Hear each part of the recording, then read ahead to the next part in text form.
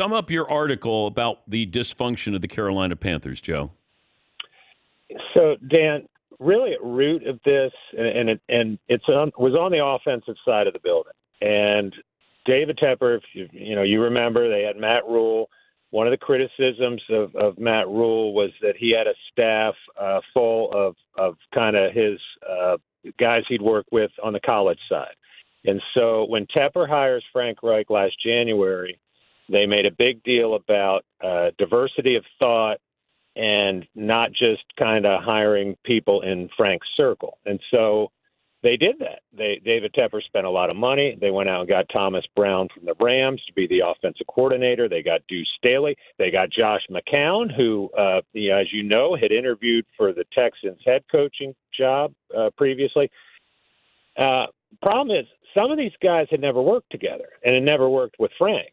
And I think when things started getting bad, when they weren't winning, and when Bryce Young's development was seemingly stagnating a bit, and the offense was bad, then I think there weren't those built-in loyalties, and there were some factions that formed on the offensive side in the offensive staff room.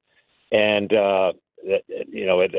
we saw a little bit of that publicly when Frank Reich took back over, reclaimed the play calling duties from Thomas Brown, the OC. And but come to find out, there was quite a bit behind the scenes going on too.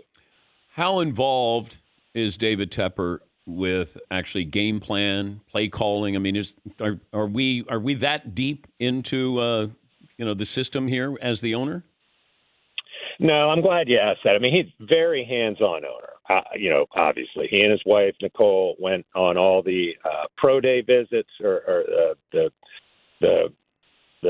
quarterback pro days when they were clearly going to take either Bryce or CJ or Anthony Richardson. They were there. They're hands-on to that level. But what he's not in there watching film. Okay. I think after Scott Fitter, the GM, had talked to Frank Reich about that, they felt, some in the building felt that Bryce was not getting deep enough in his pass sets, and that was the problem, the root of a lot of the protection issues. He just wasn't quite deep enough. So after Fitter had talked to Reich about that, I don't know if they felt it still wasn't getting fixed. But then there was a group that did go talk to Tepper and got him involved at that level. But no, it's not like Tepper's watching film and calling, Frank Reich and others with play tips. But certainly a very involved owner, and some would say too involved in some cases.